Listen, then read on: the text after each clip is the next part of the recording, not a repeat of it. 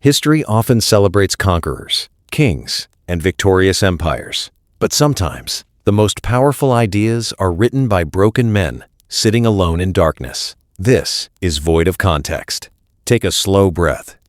In a cold prison cell, a man waited for death. Not a soldier, not a king, not a conqueror. He was a philosopher. Outside his window, the Roman Empire was collapsing into fear and betrayal. Inside his mind, another battle had already begun. He had lost his power, lost his freedom. Soon, he would lose his life. Yet in those final days, he wrote words that would survive for more than 1,000 years. Words about suffering, about fate, about the strange wheel of fortune that lifts men high, only to throw them into darkness.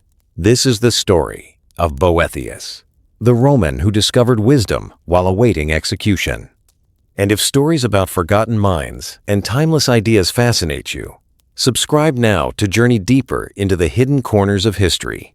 Anicius Manlius Severinus Boethius was born around the year 480 during one of the most uncertain periods in European history.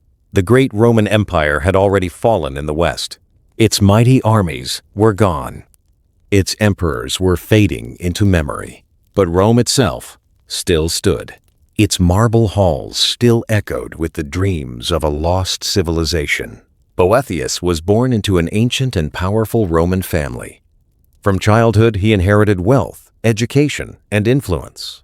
Yet the world around him was changing rapidly. Barbarian kingdoms now ruled former Roman lands. Old traditions were disappearing. People feared that knowledge itself might vanish forever. Boethius grew up believing he had a duty, not simply to serve power, but to preserve wisdom. He studied mathematics, music, astronomy, logic, philosophy. The writings of Plato and Aristotle became part of his inner world. To Boethius, philosophy was not entertainment for intellectual elites. It was medicine for the soul. He believed wisdom could save civilization from collapse. As he grew older, his brilliance became impossible to ignore. He entered politics and rose quickly through Roman society. Eventually, he served under King Theodoric the Great, the Ostrogoth ruler who governed Italy after the fall of Rome. For a time, Boethius appeared successful beyond imagination. He possessed influence, respect, a loving family, political power. His sons even became consuls together, one of the highest honors in Roman society.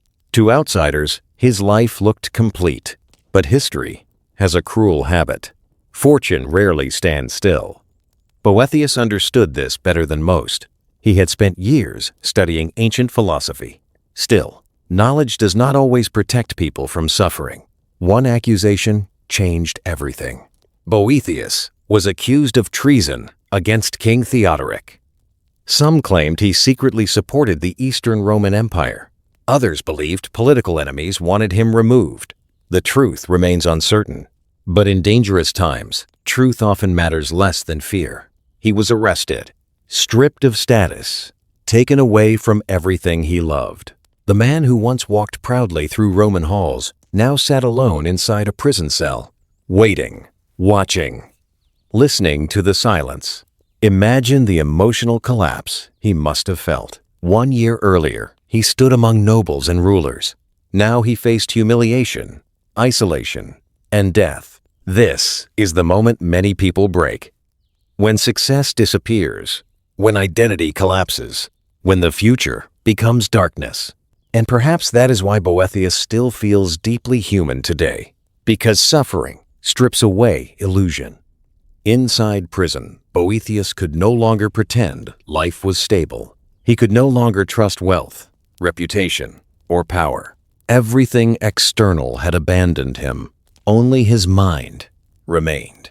Many people expect philosophy to sound cold or distant, but the writings Boethius created in prison were emotional, personal, and painfully honest. He wrote a book called The Consolation of Philosophy, not as a scholar speaking to students, but as a frightened man trying to survive despair.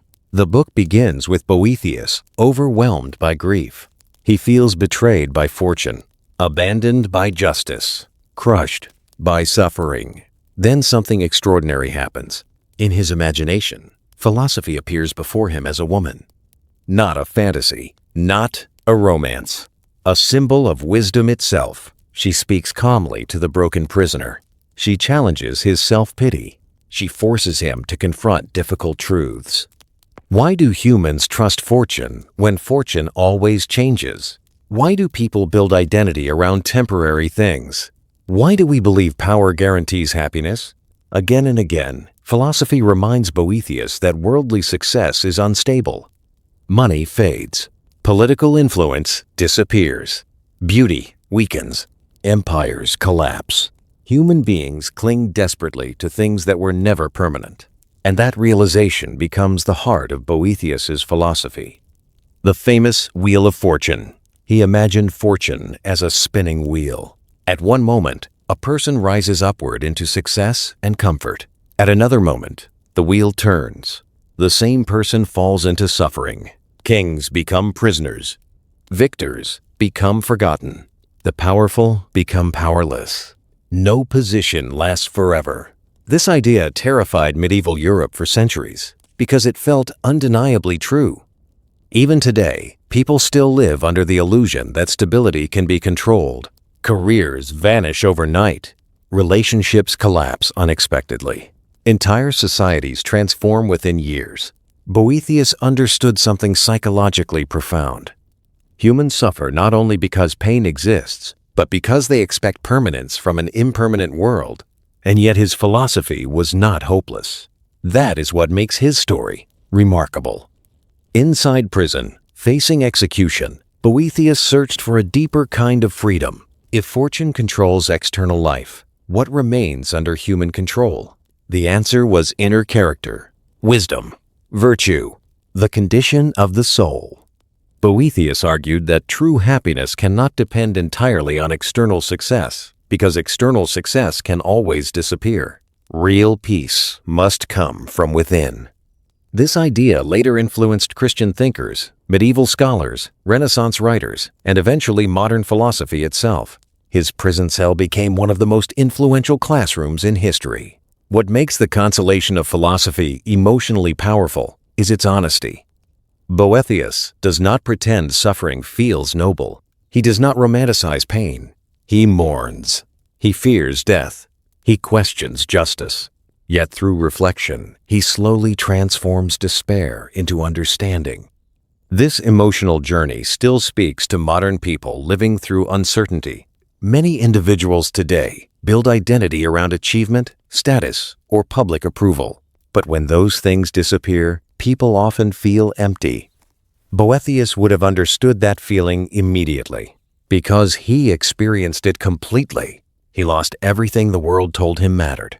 And only then did he begin asking deeper questions. Who are you without success?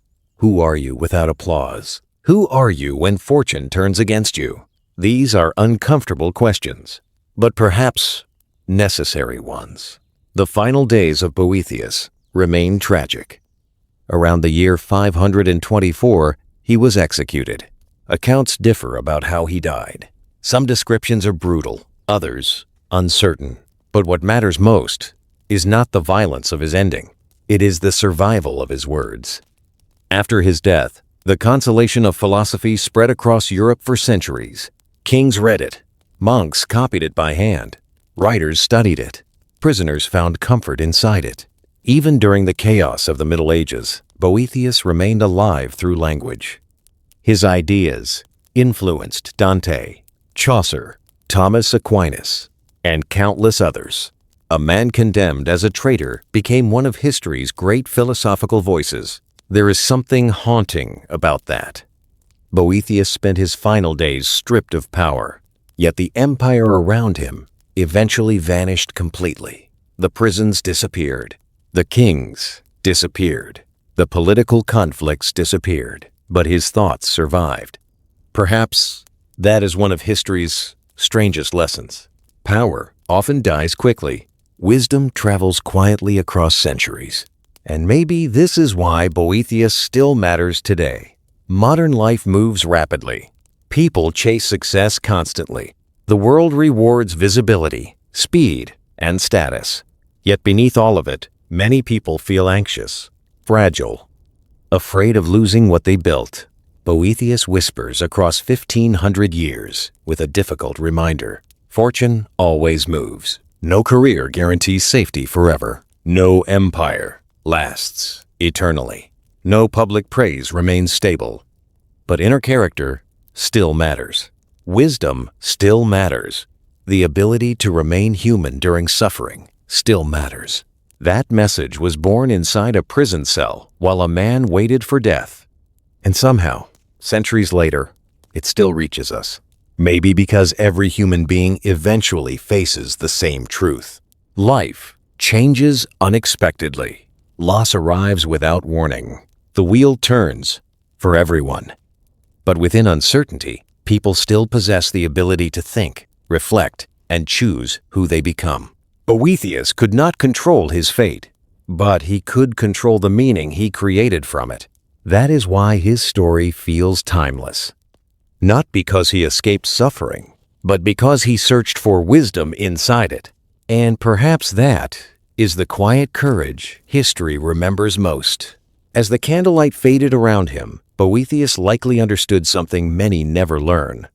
Fortune can imprison the body, but wisdom can still free the mind. Thank you for watching Void of Context. If this story stayed with you, leave a comment below and tell us, do you believe true happiness can exist without external success? And next time, we journey into the life of another forgotten mind, whose ideas survived long after empires disappeared.